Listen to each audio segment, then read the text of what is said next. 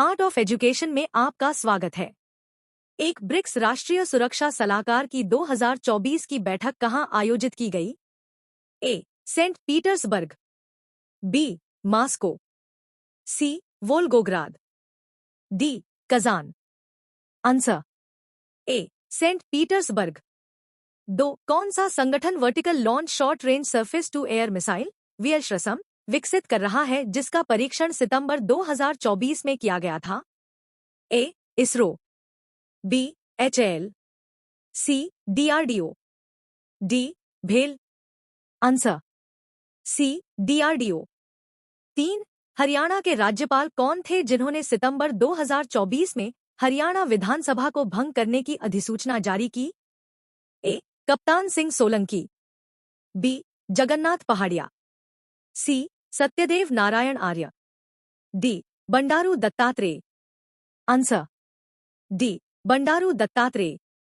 4. जल शक्ति मंत्रालय और आवास एवं शहरी मामलों के मंत्रालय द्वारा शुरू किए गए स्वच्छता ही सेवा एसएचएस 2024 अभियान का विषय क्या है? A. Clean India green India mission, B. स्वच्छ भारत स्वच्छ घर, सी. स्वभाव स्वच्छता संस्कार स्वच्छता, D. Cleanliness for all trash. Answer C. स्वभाव स्वच्छता संस्कार स्वच्छता। 5. हाल ही में केंद्रीय मंत्री राजीव रंजन सिंह ने भुवनेश्वर में केंद्रीय मीठे पानी के जलीय कृषि संस्थान CIFA में कतला की कौन सी आनुवंशिक रूप से उन्नत किस्म जारी की? ए. अमृत कतला, बी. CIFA कतला, सी. उन्नत कतला, डी. सुपीरियर कतला। Answer A. अमृत कतला। 6. अमित शाह द्वारा उद्घाटन किए जा रहे भारतीय भाषा अनुभाग का प्राथमिक उद्देश्य क्या है? ए. विदेशी भाषाओं को बढ़ावा देना, बी. हिंदी को क्षेत्रीय भाषा के रूप में मनाना, सी. एक नया हिंदी शब्दकोश लॉन्च करना, डी. भारतीय भाषाओं के बीच समन्वय बढ़ाना। Answer D. भारतीय भाषाओं के बीच समन्वय बढ़ाना। 7. भारतीय संविधान की मूल पांडुलिपि में अपने चित्रण के लिए प्रसिद्ध भारतीय विद्वान कौन थे जिनका जन्मदिन हिंदी दिवस 14 सितंबर के साथ मेल खाता है?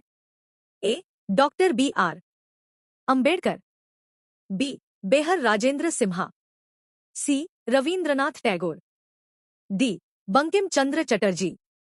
Answer B. बेहर राजेंद्र सिम्हा।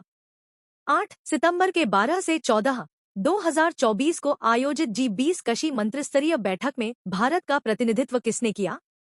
ए. Shri Narendra Modi, B. Shri Ramnath Thakur, C. Shri Amit Shah, D. Shri S Jaishankar. Answer B. Shri Ramnath Thakur. 9. हाल ही में DRDO द्वारा परीक्षण किए गए किस भारतीय टैंक का नाम पहाड़ी युद्ध में निपुण एक प्रसिद्ध सैन्य जनरल के नाम पर रखा गया है? A. Arjun, B. Zorawar, C. T-90, D. Bhishma. Answer B. Zorawar. 10. INS Satavahana पर Vinetra submarine escape training facility का निर्माण किस कंपनी ने किया? ए. Tata defence, B. भेल, C. L&T defence, D. DRDO। Answer C. L&T defence. Today in history, Monday 16 सितंबर 2024। 23 जनवरी 1995 को संयुक्त राष्ट्र संघ की आम सभा में पूरे विश्व में इसके प्रति लोगों में जागरूकता लाने के लिए 16 सितंबर को अंतर्राष्ट्रीय ओजोन दिवस के रूप में मनाने का प्रस्ताव पारित किया गया। उस समय लक्ष्य रखा गया कि पूरे विश्व में 2010 तक ओजोन मित्र वातावरण बनाया जाए। 1861 ब्रिटिश पोस्ट ऑफिस में बचत बैंक खोला गया। 1892 लिया। पहली महिला ने येल विश्वविद्यालय में ग्रेजुएट करने के लिए एडमिशन। 1906 नॉर्वे के रोएल्ड एमंडसन ने चुंबकीय दक्षिणी ध्रुव की खोज की। 1967 सोवियत संघ ने पूर्वी कजाक में परमाणु परीक्षण किया। 2003 फेडरल रिजर्व ब्याज दरों को मौजूदा 45 साल के निचले स्तर 1% पर रखेगा, क्योंकि कोर मुद्रास्फीति 37% 1.3% से कम है। 2014 इस्लामिक स्टेट ने सीरियाई कुर्दिश लड़ाकों के खिलाफ युद्ध छेड़ा। Map of the day Bharat. Luni नदी। यह अजमेर जिले में पुष्कर घाटी के पास अरावली पर्वतमाला की नागा पहाड़ियों से निकलती है। इसे सागरमती के नाम से भी जाना जाता है। गोविंदगढ़ को पार करने के बाद यह पुष्कर झील से निकलने वाली सरस्वती नदी में मिल जाती है और तब से इसे लूनी नदी के नाम से जाना जाता है।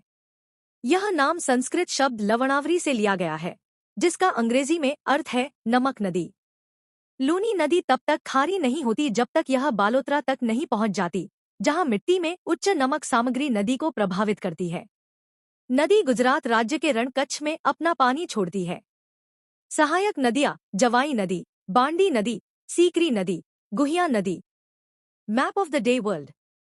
Philadelphi corridor. फिलाडेल्फी इजरायली प्रधानमंत्री फिलाडेल्फी कॉरिडोर को नियंत्रित करने का इरादा रखते हैं, जिसमें इजराइल हमास युद्ध में कब्जे के बाद राफा क्रॉसिंग भी शामिल है।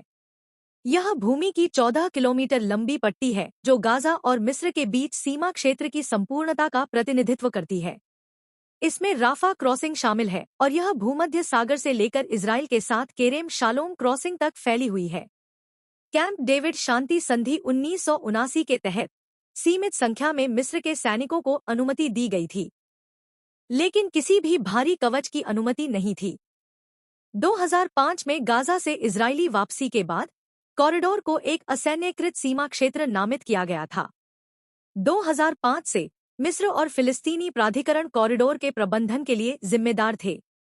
यह गाजा के लिए बाहरी दुनिया से जुड़ने का एकमात्र ऐसा लिंक था जो इजराइल द्वारा नियंत्रित नहीं था।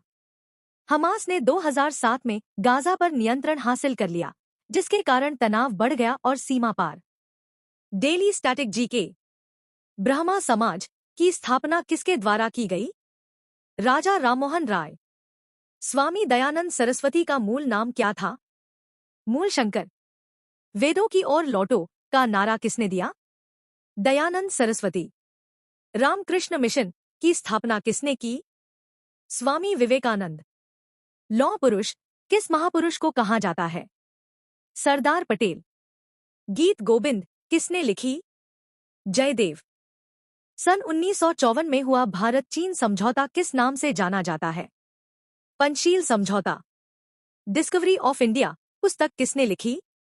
जवाहरलाल नेहरू। एक स्वस्थ मनुष्य का हृदय 1 मिनट में कितनी बार धड़कता है? 72 बार। भारत में पहली बार जनगणना कब हुई? 1872। तस्करी की गतिविधियां जारी रहीं।